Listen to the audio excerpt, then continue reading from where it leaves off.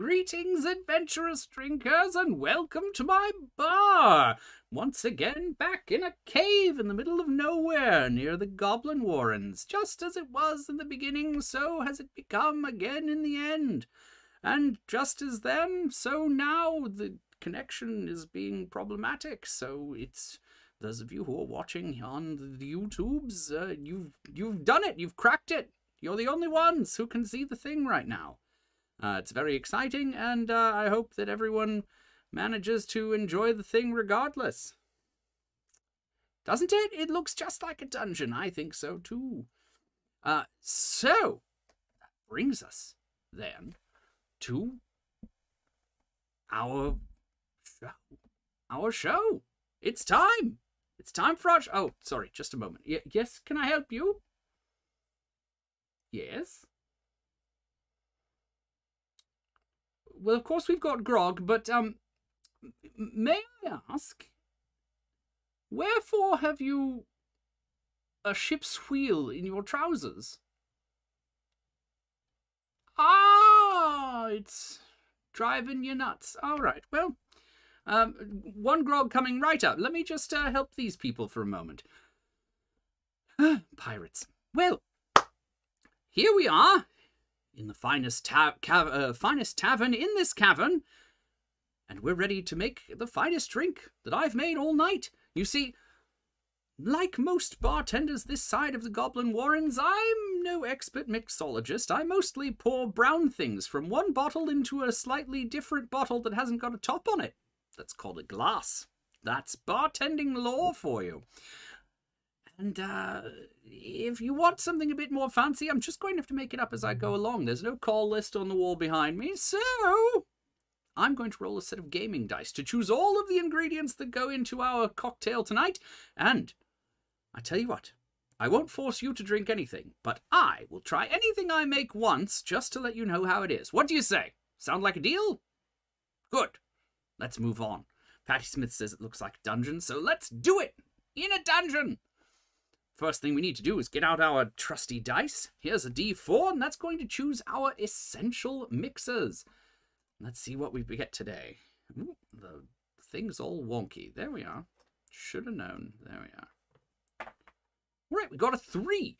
Vermouth. Ooh, that's always polarizing, the vermouth. So let's see what goes with the vermouth with our next roll for garnishes. That's a D6. A 5.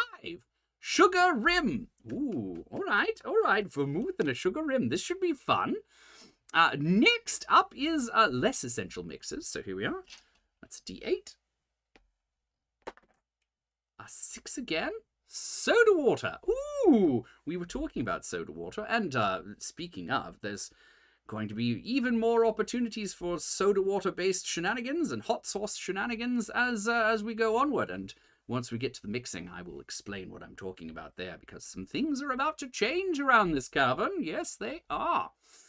Moving on, that takes us to liquors. Liquors. The star of the show frequently. This is a D10 roll. Ooh, I want the other one. There we go. And that's a 2. Rum. So we've got rum and vermouth. And soda water. In a sugared glass. Rum and vermouth in a sugared glass with soda water. All right, well, we'll see if we need to make any executive decisions along the way, but it's time for our edutainment section. Here we are. This is where I teach you another wonderful piece of advice, and just like the fact that a glass is just a bottle with no top on it. So here we are. Bar terms is a D12. And I got a 7. There's your proof. All right, so 7 on this sheet is a float. So unfortunately, once again, we're floating on something with soda water, which doesn't work very well. But generally speaking, floating is when you arrange the liquids inside of the cocktail so that they will striate upon one another based upon their specific gravity or density. It's a big flex to be able to guess that sort of thing. Yes, you heard me. Big flex. I don't think we're going to be able to do that today, but I tell you what, I will try to float the rum and vermouth before I add the soda water, and we'll see. We'll see. Who knows? Maybe I can manage it. And that takes us, finally, to the most exciting roll of the night, our D20. This is going to choose the name of our new cocktail, this cocktail that all good sense left behind. Natural one. Perfect. You couldn't ask for a better result on tonight of all nights. The Goblin Guzzle. Rum, vermouth, soda water in a sugared glass is the Goblin Guzzle. I think it's time for us to make it. Let's cut over to the bar top cam and get started. All right. Looks like we've got still Patty Smith on board. I hope other people are able to see. But here we are. So, on the bar top, we are going to need first a sugared glass. So I'm going to start by sugaring it with some lime.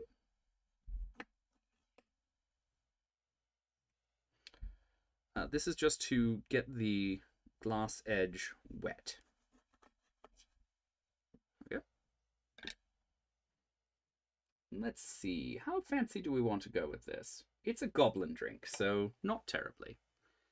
So we're just going to get the rim wet here with this lime wedge.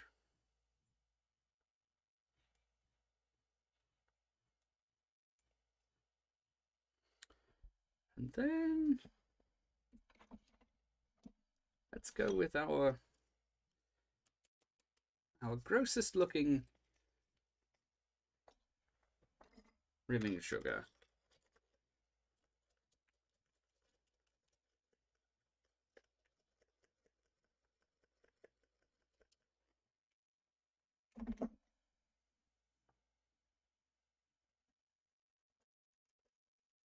There we are.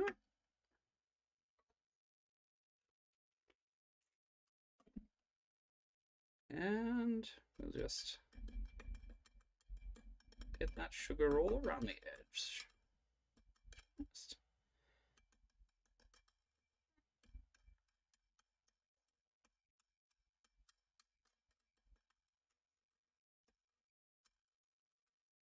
All right, so there's our glass. We'll set that off to the side. And I think we're done with this. So let's scooch this off to the side as well. No need for that. Now, I'm going to try and float vermouth and rum. So here's where I get to guess. I think vermouth is the heavier of the two. So we'll see if I'm right. And I'm building this in the glass, so I will go ahead and do this over the ice.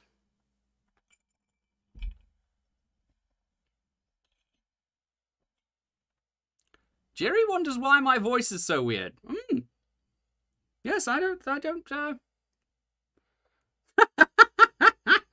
Yes, this is perfectly normal. I don't know what he could be talking about. You feel like the sugar is going to lull me into a false sense of security. That's almost certainly true. Now, let's see. We're doing 2 ounces of vermouth, which is a good hefty pour of vermouth. Vermouth gets a bad rap, and I talk about it frequently because I think it's unearned. Vermouth is perfectly delightful. It's just, you know, tastes have changed over the years. If you get over your expectations, vermouth is quite good on in its various forms. So we're going to do in equal parts vermouth and rum.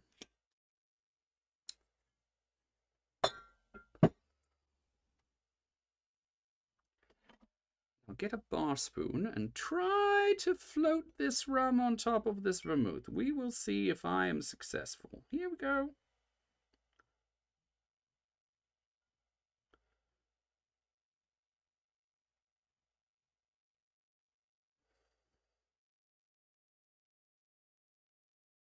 I can see already that my guess may have been wrong.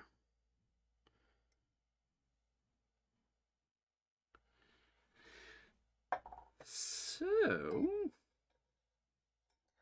All right. This is the point where I should address what I was talking about earlier while this settles out a bit. Which is that this is the final Dungeon Barkeep live weekly show that I will be doing. My intention is to continue doing weekly releases at 6 o'clock on Wednesdays, so that if you are attached to this time, it will continue to be a good time to tune into the channel, but they will be pre-recorded. I'm going to do all of my randomized cocktails for the month in one stretch, and I will probably be doing those live over Twitch. Twitch is much more forgiving to long-form live streaming, and it's really designed for the purpose. So I think that that's going to be better in the long run for me and for you. YouTube, on the other hand, prefers things that are pre-recorded and edited. So my hope is that we will get the best of both worlds. If you like it live, you can watch it live by watching on the Twitch channel whenever I do those. And if you don't mind and you just want to watch it one bit at a time, you can do that on the YouTube, just as you are right now, whenever you're watching this, because the Facebook never did connect. So all those people I feel bad for, but technology did not wish to participate in the event today. Now, I've given this enough time that it's sort of settled out, and so now let's go ahead and cut back to the normal camera and let you see what I was talking about. I did guess correctly. The rum is here at the top, and the vermouth is here at the bottom, equal parts. I'm quite proud of that. Well done, me. All right. So, what does that mean for the future of the channel? Hopefully it means growth, hopefully it means more people will watch it, and hopefully it means it will be easier for me to make. You know, there's a challenge to doing this every single week for over a year now, and while I have enjoyed it immensely and appreciate every one of you who has watched over the year, it's a lot, and I want to be able to keep doing this at the top caliber, and I want to keep learning things. And right now I feel as though I've sort of done the same thing for the last little bit. So this is my chance to learn some stuff and do more things that challenge me and give me a hard time and scare me a bit. So I hope that you will follow me in this endeavor and tell your friends, and I hope that I will do things that are even more worthy of telling your friends about. So I anticipate the live streams will feature even more eccentric choices, dumb theming, and what have you, because that's what you're all here for, right? So we're going to top this with soda water. Now this is actually sparkling mineral water. Oh, and I've gotten the label on there, so you all know what I'm talking about. There we are. That's what it is. That right there. The thing that blends in with the magic portal behind me. The ice just shifted as though trying to escape. Well observed, Patty Smith, well observed. So here we are. Rum, vermouth, soda water, sugared rim. Almost looks like nothing. Let's see if it tastes like nothing.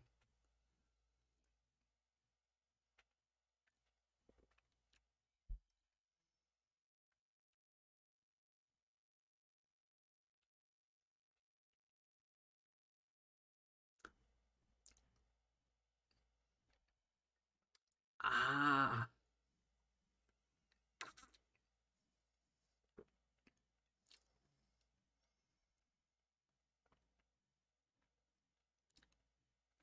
This is great.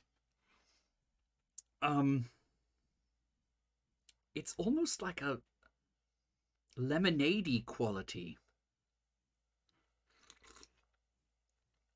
The sugared rim gives you a little bit of sweetness. The drink itself is incredibly dry. Incredibly dry. It's just rum, which with the dry vermouth is not bringing a whole lot of sweetness to the party, and the mineral water is drying it out even more. There's this sort of acidic, dry quality to mineral water that is really coming through in this, and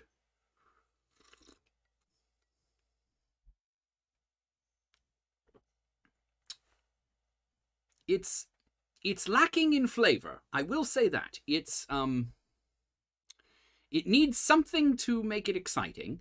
But if you're looking for something that's sort of got that like tonic and limey sort of, not terribly obtrusive, nothing terribly exciting, nothing to nothing to write home about, but still something that's going to be refreshing. Excuse me. That's something that's going to be refreshing and cool and enjoyable.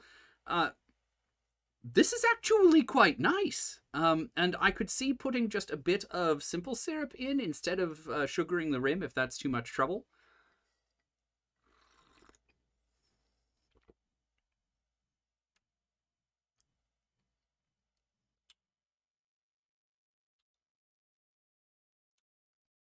I think I would drop the vermouth just a little bit. Probably by half an ounce, so not significantly, but just a little, to let the rum shine through.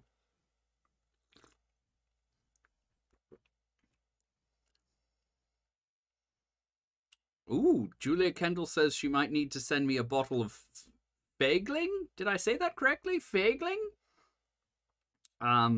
If it's fun, it sounds like it's probably something that will make me go, ugh. And people like that, so yes, please do. I'm currently waiting. I said I would wait until I got to 500 subscribers before I added Malort to the rail. And, you know, who knows? Maybe we'll never get there. But, you know, there's that carrot at the end of the stick somewhere. But nothing says I can't do something weirder. I've got Fernet right here, and I haven't done a shot of it yet. It's coming. It's coming. I keep promising things, and now that I'm actually getting into the editing mood, it'll probably happen. All right, so we're just about out of time. So there we are. What kind of adventure would this be for? I feel as though this is the kind of adventure where everything turns out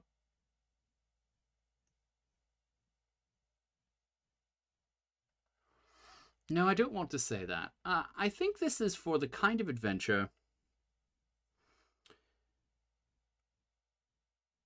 where a great deal of care is called for. So perhaps fighting against an archfey or some sort of, you know, high level like demigod sort of person. And your characters are about to go into this epic fight, and everyone is sort of steeling themselves ahead of the battle. And they need something refreshing, but also galvanizing. And this fig schnapps. Oh, Julia Kendall, please. Fig schnapps sounds right up my alley. That sounds delightful. I don't do enough schnapps. That's a failing on my part.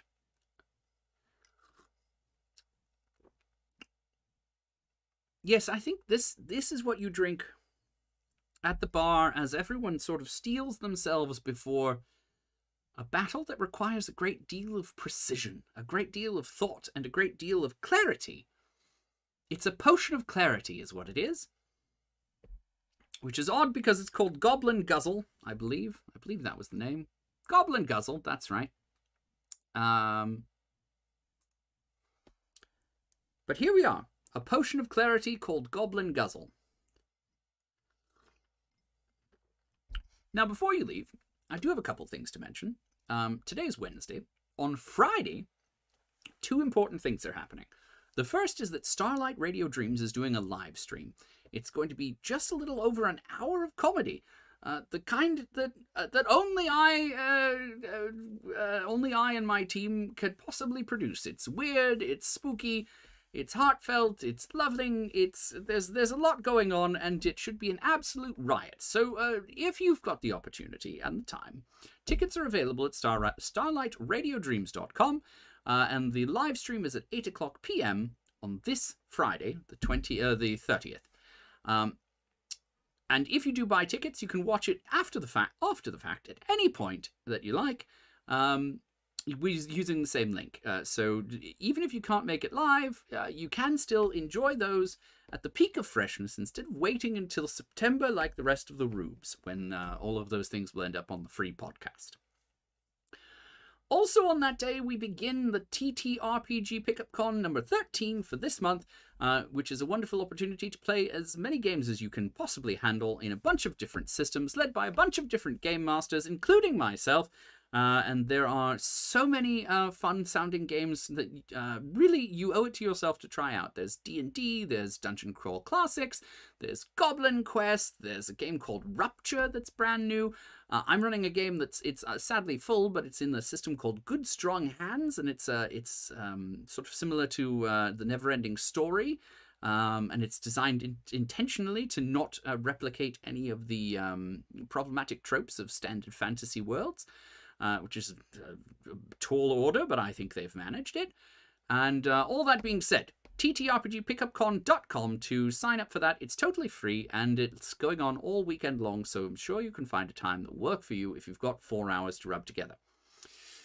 So, ttrpgpickupcon.com, starlightradiodreams.com, and visit me at indecisionist.com for information about all the projects that I'm working on all the time, as well as information about when to watch the Twitch streams when I record all of my upcoming YouTube videos, and my YouTube when you can watch them after they've been recorded and edited. That's everything. Thank you all very much. Drink adventurously.